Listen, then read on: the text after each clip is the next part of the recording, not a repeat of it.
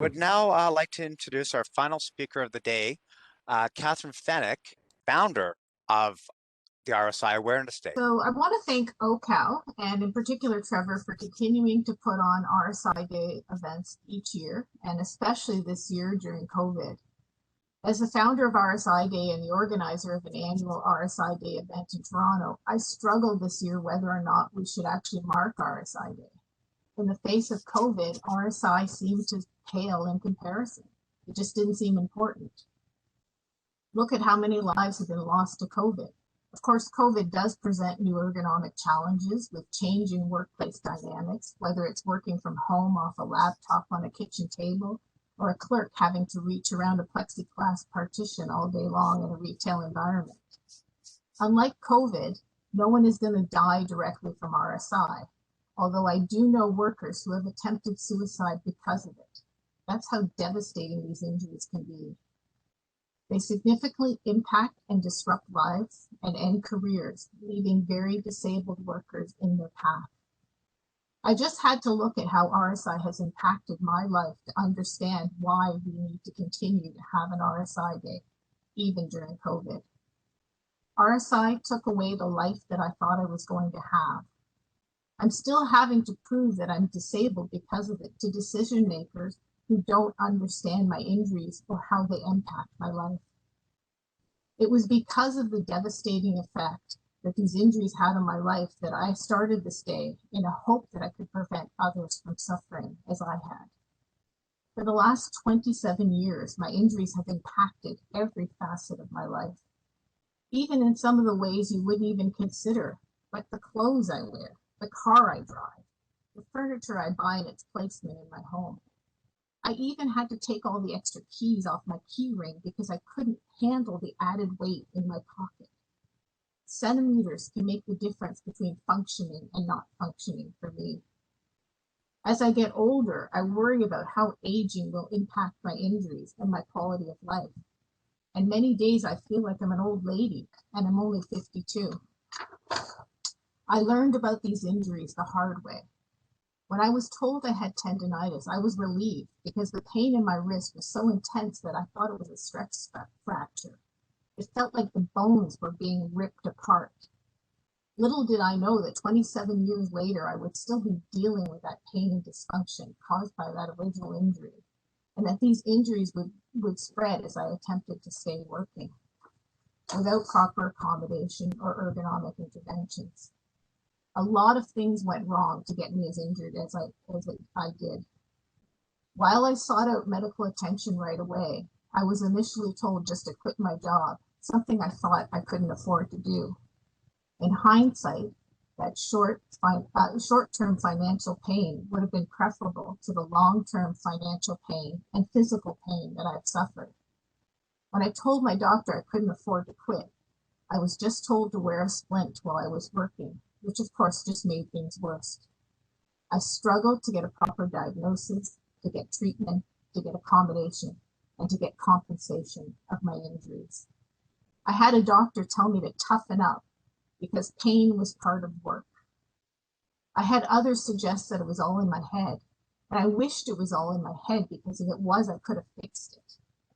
I was sent back to do the same work that injured me and told to do it with my not yet injured non-dominant hand, which just made the job more awkward, and lifting restrictions made it more repetitive.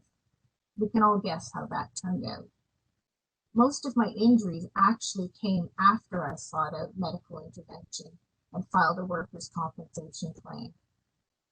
I struggled to stay working, at times icing my joints just to keep the swelling down. I would love to go back to just having one bad wrist.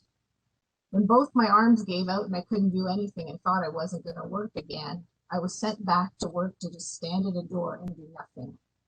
I did that for 4 years, while my employer harassed me and discriminated against me, first trying to get me to quit, and when I wouldn't quit, tried to make up fake discipline against me to fire me.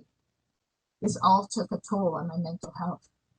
It took almost 6 years before I actually had an ergonomist come out and look at my workplace. And apart from having an investigator come out to interview my coworkers to see if I was faking it, no one from the Workers' Compensation Board ever set foot in my workplace. It was actually left to me to prove that my injuries were work-related and fight to be accommodated. It doesn't help that we have a workers' compensation system, and a medical system for that matter, that view us only as individual body parts and not as whole persons. That we only consider the injuries that are actually recognized by the Workers' Compensation Board and not those that we know will happen. It doesn't take a genius to realize that if my dominant arm was injured, it wasn't going to take much to injure my non-dominant arm doing the same work. But this continues to happen over and over again to injured workers. Sadly, I continue to see people struggle to get proper accommodation and health care for these injuries. While there seems to be a little more focus now on primary RSI prevention, secondary and tertiary prevention seem to be all but forgotten. The longer you deal with these injuries, it stops becoming about the work you can no longer do, but all the things in your life that you can no longer do. These injuries don't stop at the end of the workday or on the weekend, and they definitely don't stop at night. I so long for a decent night's sleep, and it's just one of the many things that I miss and something that is so integral to overall health. RSIs are painful and debilitating. At my worst, I could do about 5 minutes activity in a day, and then my hands were spent. I couldn't even finish brushing my teeth without having to rest. I'm so thankful for electric toothbrushes. The pain can come up in many forms, from crushing, excruciating pain that makes you stop to let it pass, to annoying, aching pain that seemingly won't go away, to sharp pain, to burning pain, to fatigue.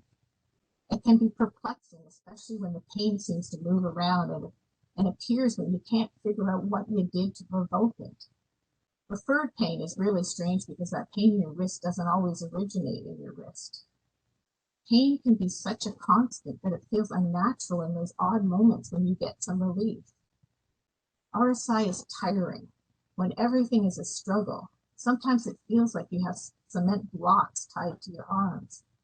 It's also frustrating when you can't seem to finish tasks you start because your muscles are shutting down. It's annoying when something as simple as holding a piece of paper causes your hand to cramp. You wonder why others have no problems doing these things that are such a struggle for you. Because these injuries are invisible, there's stigma attached to them. People doubt you're injured. They think you are lazy or a malingerer. And it's not just strangers, but friends and family who feel that way, not to mention our healthcare practitioners. When I broke my wrist a few years back, the physiotherapist at the fracture clinic actually said she was glad she only dealt with broken bones and not soft tissue injuries, because she wouldn't know if those patients were faking it or not. She said this in front of me, knowing about my injuries. It seems we still have a lot of work to do. Perhaps if we could see the pain and the impact of these injuries, we would be more outraged and more would be done to prevent them. Thank you for listening. I hope I gave you a little sense of what it's like to live with these injuries. So going forward, when you think about RSIs or MSDs or whatever you want to call them, you will remember that behind all these statistics are real people. People who are suffering from injuries that can be quite debilitating, but are still poorly understood. People who struggle to get diagnosis, treatment, accommodation at work, and compensation when they can't work. This is why we have an RSI Day. This is why we must continue to fight to prevent these injuries, because the cost is too high. Okay, thank you very much, Catherine. So once again, I just want to wrap everything up by saying a big thank you to everyone who has been with us over the last 4 weeks. And stay tuned because we are going to have a number of ongoing webinars coming up in the next couple of months as well. So we'll still be there even though RSI Day is done for this year. So thank you very much, everyone, and have a great weekend.